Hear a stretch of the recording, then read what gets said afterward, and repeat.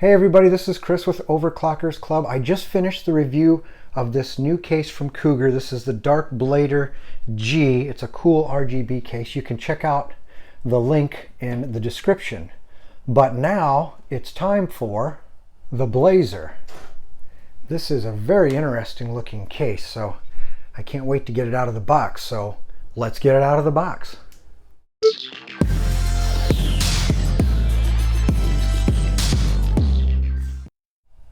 Well, before I actually get it out of the box, I do want to go over a few things here. It is a mid-tower case.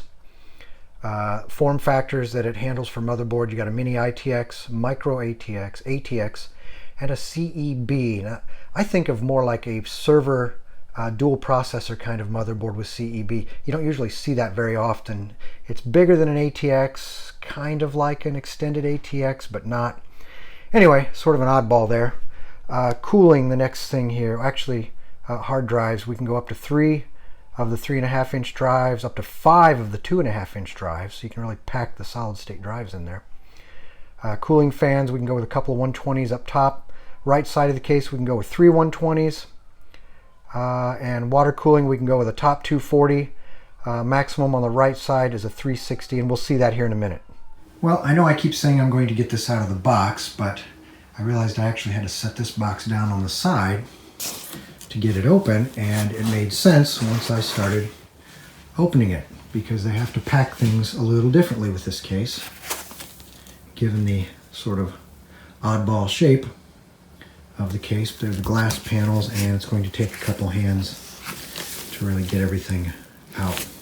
All right, so first impressions, this is really cool. This is a modder's dream as far as being an open air case that really lets you let your mind go wild with things you can do.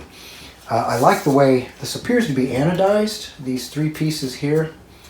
I guess that could be paint, but it looks like it's anodized. But for example, it wouldn't be hard to disassemble this case if you wanted to change the color theme, if you wanted to paint these red or silver or white or any color. In fact, you could do that with the entire chassis.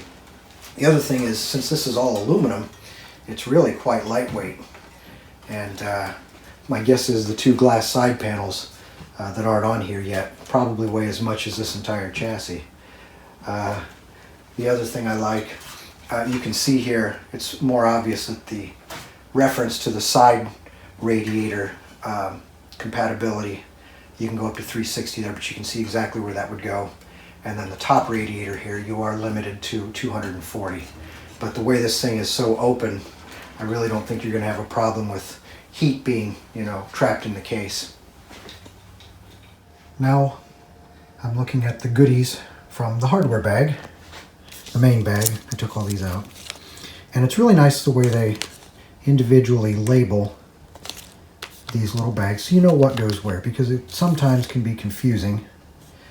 For example, these are your motherboard standoffs and screws, power bracket for your power supply, 2.5-inch hard drive, so those are your solid state drive screws. These are your fan screws. And then we've got some for the 3.5-inch drive. Also, some rubber isolators for a 3.5-inch drive. And we have these nice anchors for your cable management. So you've got 5 of these bases, and they have the double-sided tape on the back, so you just peel that off and stick it wherever you want. And then these cable straps, which also have the double-sided tape on the back there.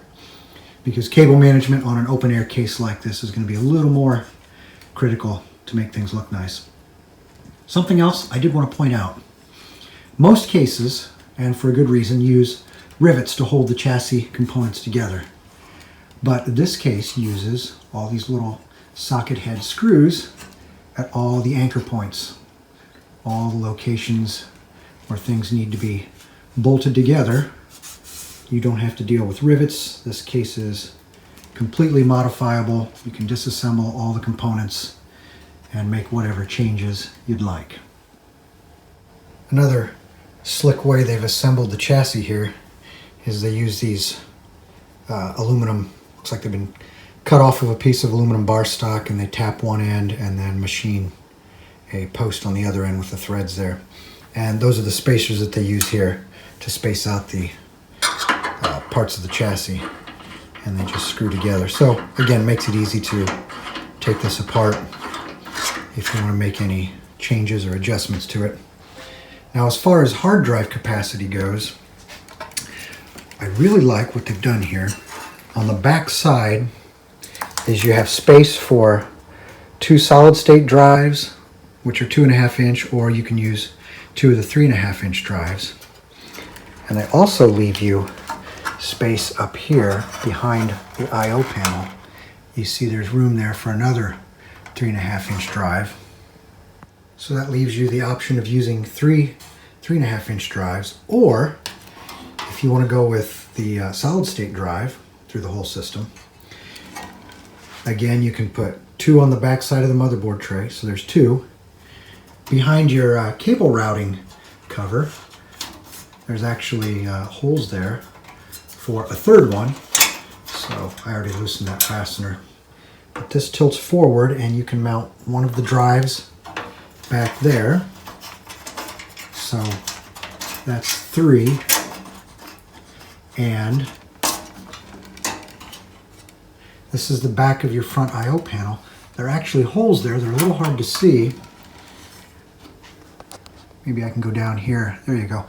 There are actually provisions for 2 more of the 2.5 inch solid state drives. So that gives you the option of 3 3.5 inch drives, or up to 5 2.5 inch drives.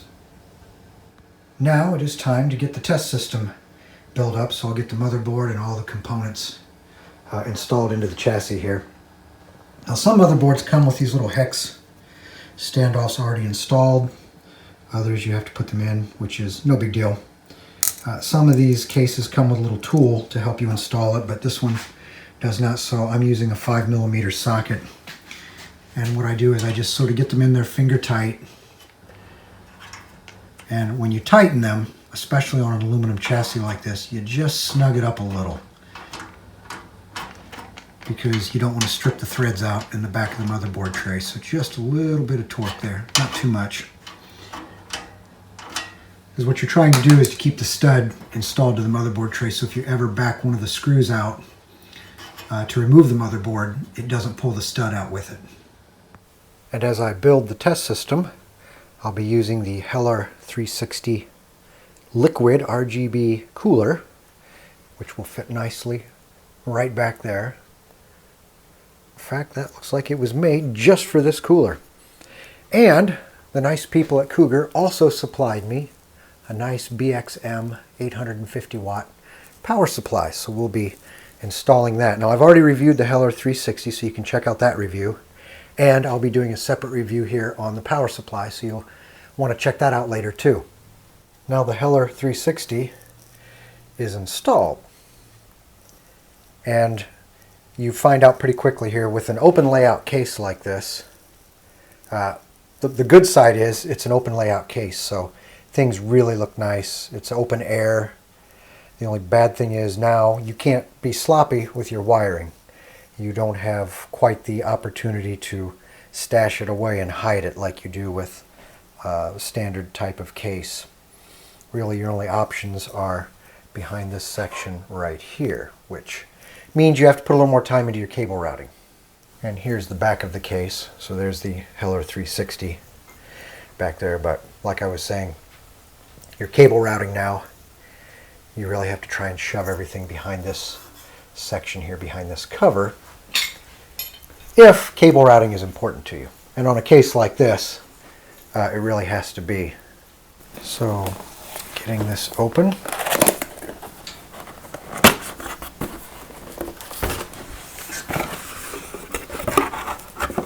And there's the manual. Now, this is not a fully modular power supply, meaning that the cables here that go to your motherboard, your main 24-pin, your CPU power cable, and you're going to use those no matter what. So they come already connected to this power supply. And it comes in a little bag there. It's actually like a bubble pack or bubble wrap kind of bag. That's a very nice finish on there. There's the power connector. Flips over on the back side. The Cougar logo. And there are your specs.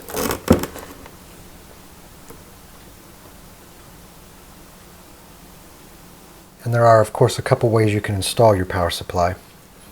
Some people like to install them with the fan facing up, which this particular power supply really looks nice. The only disadvantage is sometimes, especially with the cables coming out on this side, you know, sometimes your cables may not reach. I don't think we'll have that problem with this one. You can flip this over and install it with the fan facing down. Be careful I don't scratch everything up. And that puts your cable outlet closer to the back of the case, which if you're having problems getting the cables to reach, that usually takes care of it. And there is what it looks like with the power supply fan facing down. So all of the air that will be drawn into the power supply will come from under here, and there's plenty of clearance to get the air in there. Now the only thing really about this, of course, it's nice your cables are closer to the back of the case, so that'll be easier to sort of hide them. When the fan is down, you don't have to worry about dropping any screws in there. Some people, when they put the fan mounted up, you have to be careful if you drop any screws down in there, which is why you always want to make sure your system is completely powered off and there's no power going to the power supply when you do your work. In case you do drop any screws in there, you want to make sure you retrieve them before powering anything up. I'm rolling right along here with the install. Now on the top of the case, I'm going to be using 2 fans from this triple fan kit. This is the Vortex SPB 120 fan kit. It comes with a controller and 3 RGB fans. There are only really 2 provisions in this case for additional fans, and they are in the top there for a couple of 120s. So since I've got the RGB fans that come on the Heller 360, I'm going to go ahead and top it off with 2 more RGB fans. I tell you though, you really have an appreciation for case designers and what they have to go through as far as cable management, because an open air case like this, the biggest challenge is figuring out where to hide all of the cables. For example, a necessary evil here is the cable that supplies the power to my graphics card. And I have to figure out a way to at least try to make this not so obvious, which clearly I haven't figured out just yet. So anyway, those are some of the challenges here. So I have the side panels secured, the glass panels, and these are the fasteners that you use. There are 5 of them that go around at the various corners. You just tighten those up. And if you've never seen an open air case before, it's really impressive. In fact, I'm going to turn the lights down here in a moment so you can get a better feel for the effects. So I killed the lights there so you can get a better view. And the way the radiator there is mounted, of course you can get the full RGB effect. And then the 2 top case fans, you got to squat down a little bit to see them. And I'll get the lights back on here. Actually, I think I'll just leave the lights on behind me. There's so much glare off the glass. But anyway, like I said, if you've never seen an open air case before, it kind of messes with your senses a little bit, because, you know, for years and years, cases to me were boxy or rectangular, and they sort of had defined boundaries. Well, this case sort of blurs the line between where the boundaries are for the case, and even the back of the case here with the glass panel. I know I talked about the cable management, and it does take a little more effort to get the wires out of view as much as you can. It can be done, it just takes a little more time. And your cooling options, really I think this is the ideal setup. a large 360 millimeter radiator there with the RGB fans. That Heller 360 just fits this case so well. But anyway, you can put a 240 millimeter radiator there, 360. You can put a 120 if you want. And then if you want to fill out the balance of the holes there with fans, that would be fine. In the top of the case, you're a little more limited. You can go up to a 240 millimeter radiator, or you can just pop a couple fans up there if you want. And if you want to go with just air cooling altogether, then you can just put 3 RGB fans off to the side there. And with this open design, airflow just can't really get much better. I mean, you just about have the motherboard sitting out on your table with the cooler next to it, and your airflow isn't really going to be too much better than that.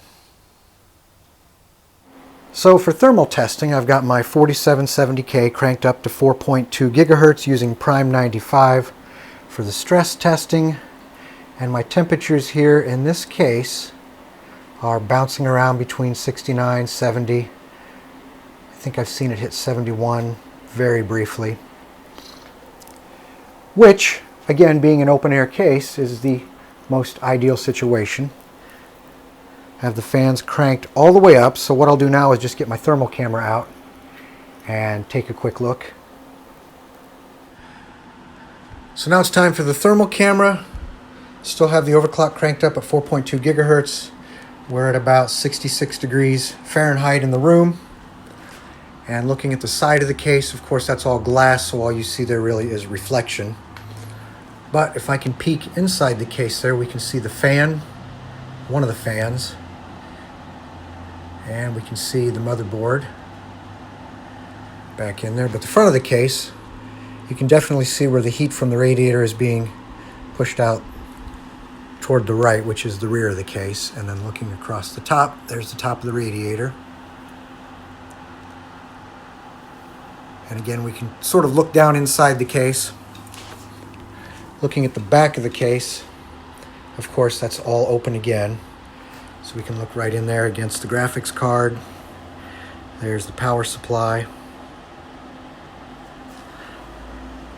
And chipset on the motherboard. And then if I can look at the side of the case, the back side I should say, that's a direct shot at the exhaust side of the radiator. And you can see that there are 2 sides to that radiator. One side is where the hot coolant is coming in, and then the radiator removes the heat. But the coolant makes a U-turn at the bottom of the radiator and comes back up. Of course, I can't really show that here with the glass side on there because it's all reflection. But anyway, that's what the case looks like. And keep in mind, the thermal imaging is just a little novelty I throw in there just to sort of show where the heat is in the case. And with an open air case like this, the heat pretty much goes wherever it wants. Usually cases are designed to pull air in through the front and exhaust it out the top or the back. But here, again, with everything open, that's not really too much of a concern.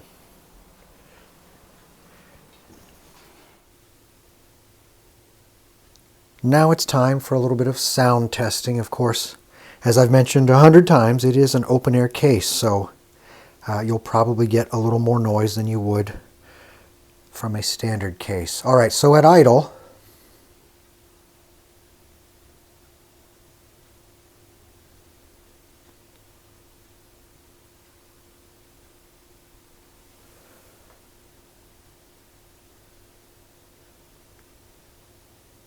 it's around 37, 38 decibels.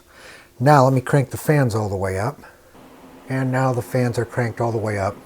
Your noise levels will vary depending upon the type of fans you use and the number, of course. But let's see what it looks like now.